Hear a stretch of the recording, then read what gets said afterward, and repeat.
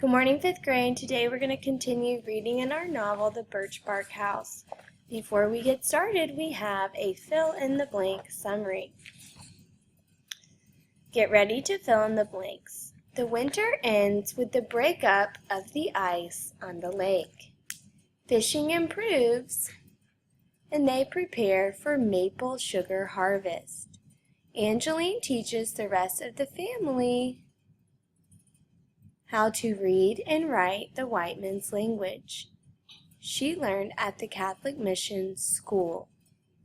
The family moves to the maple sugar camp, where the trees are tapped for sap, and then the sap boiled down into a sweet syrup. Amachius continues to miss Niwu intensely, and often thinks that she's the only one who still cries over the loss of the tiny baby. In a quiet moment, unable to cry, she feels Niwu's presence with her and has another visit from her two bear cub friends. Following instruction from Nokomis, she honors the bears, warning them of traps from white men and tallow. She asks for their wisdom and help. As she returns, the plants begin speaking to her in strange voices she can hear, but does not yet understand. Upon return, she shares this disturbing phenomenon with Nokomis, who is not surprised. Amachius has been chosen to be a healer like her grandmother, and her training begins. Press pause to fill in the blanks and play when you're ready for the focus question. Our focus question for today is, how is Amachius' relationship with Pinch changed? How has her relationship with Pinch changed? Our vocabulary words are nuisance, and that is a person or thing who is annoying. So these little kids playing in the yard, they are a nuisance to their neighbors. See how it says for sale? They're trying to get away. The second word is roam, and that's when you're moving or traveling aimlessly. You don't really have a purpose. You don't know where you're going. You are roaming. These chickens are roaming in the field. And last, you have comedic relief, and that is when a humorous character or dialogue is included in a scene that is mostly serious. All right, we'll turn the page, and we're on page 210, and we're going to be using our CSPS strategy. All right, so Amachius and her family, they go on preparing for the maple sugar. And we're at the bottom of page 210.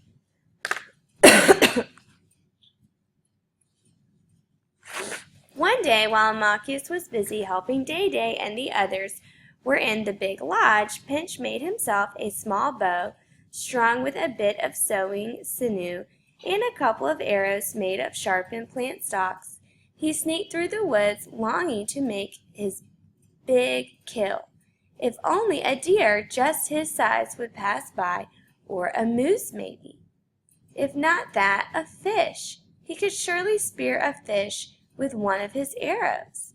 Pinch trapped the edge of the lake, and many times edged out as far as he could go on the rocky shore. There was a small margin of water now, but before the ice began, and the fish were hungry. Pinch got in plenty of shots, but none of them went true. He kept having to wade into the foot or so of freezing water to retrieve his arrows, so eventually Pinch's attention turned back to the camp. Making his way home, he resolved that he would hunt and shoot something, anything, to impress his family, especially his sisters, who thought he was a nuisance beneath notice, as irritating as a fly. Halfway back, Pinch nearly stumbled over the carcass of a dead deer. It had died not long ago, and lay cold and still right in his path. "Hurrah!" Pinch yelled fiercely. He had an immediate thought.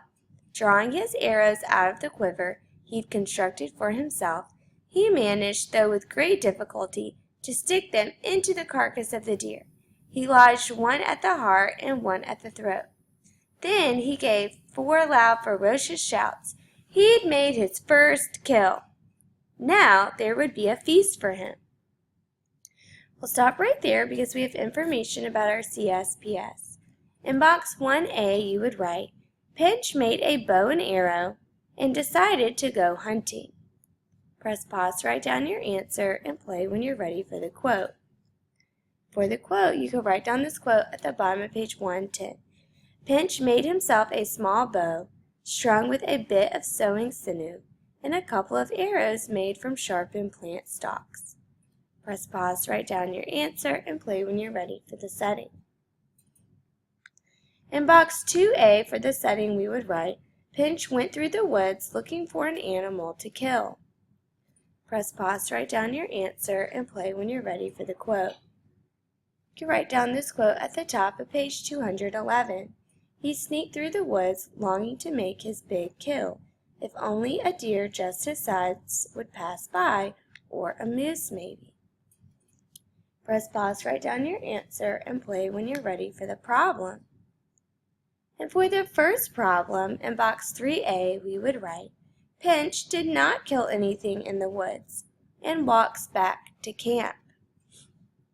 Press pause to write down your answer and play when you're ready for this first solution.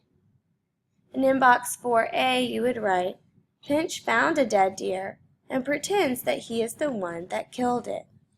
Press pause to write down your answer and play when you're ready to keep reading. We're on page 212. I made my first kill, he yelled as he approached the camp. Everyone turned to look at him, thrilled with himself.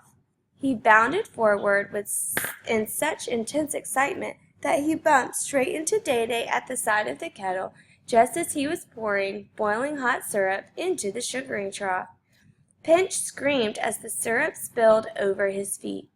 Even though they were protected by moccasins, much of the sap flooded in through the open top flap and burned poor Pinch badly, much worse than Angeline's finger. Pinch was no silent sufferer and yelled so loudly that Amachius thought the whole camp would come running to his side to see what was the matter. The drums were too penetrating, though, and blocked the sound, even of Pinch's pain.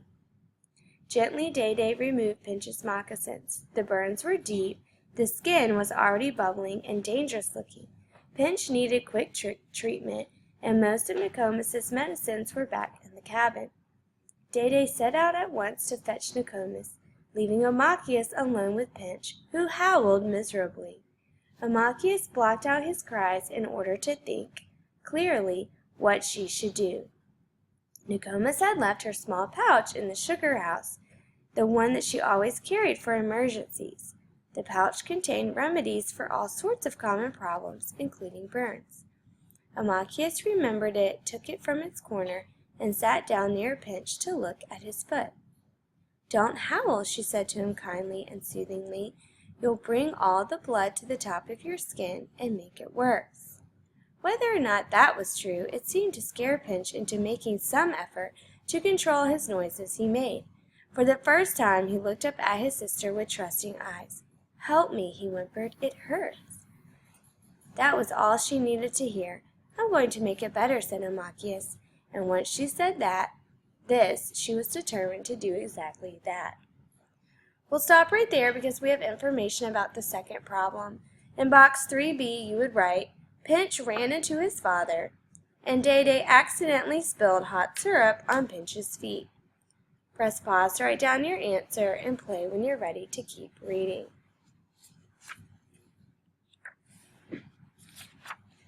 Amachius examined him carefully. She had seen her Nokomis treat burns. Amachius looked at and smelled the leaves and dried flowers in the birch bark packets that belonged to Nokomis, horsemint. Amachius removed the packet and tried to remember what to do next. Pinch whimpered and gasped. Amachius took out the stone Nokomis used to prepare her medicines. In the center of that stone there was a hollow, and into that a natural small bowl. Amachius put the leaves that smelled summery and sharp, fresh and potent. With the other long stone Nokomis often used, Amachius crushed them into a paste. From a bag of deer tallow she added a yellow smear of grease, and then forcing Pinch to lie still, she spread the paste on his burns and propped him against a tree. She brought him lots of maple-flavored water, stroked his forehead carefully, soothingly, and as she did that, surprisingly enough, he stopped howling. He looked up at his big sister with a gaze of intense trust. By the time Nokomis, Day-Day, and the others returned, Pinch was quiet and looked alertly around, bright-eyed as Andeg, wondering what trick he'd play next. Nokomis bent over her grandson's feet, looked carefully at what Amachius had done. "Oh, I couldn't have done a better job," she said, pleased.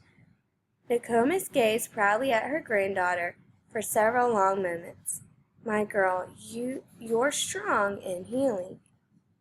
"And now," said Day-Day kindly, touching his son's prickly hair, "what was that I heard you yell before the syrup spilled onto your feet? What about your first kill?" Pinch looked at his father. He opened his mouth. He tried to tell about the deer, but somehow he just couldn't. He was amazed at himself for not lying. "It was just a mistake," he mumbled at last, looking at his sister.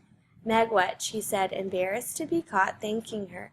It was just that his feet had hurt so badly and then felt so much better. How had she done that? So that was the very first time Amachius made someone feel better with her medicine. Through the years, she would think back to that moment proudly, for her treatment worked. Pinch's feet were better in very little time. His pain was soon gone, and he had no puckered scars. It felt very good to her to heal another human, even if that human was Pinch. We'll stop right there because we have the second solution. In box 4B, you would write, Amachius created a paste out of the plants that healed Pinch's burns. Press pause to write down your answer and play when you're ready for the paragraph. It says, what challenge does Pinch face? What does his response reveal about him as a person? Press pause to write down your answer, and then you can make sure you use 2 pieces of evidence to support your answer.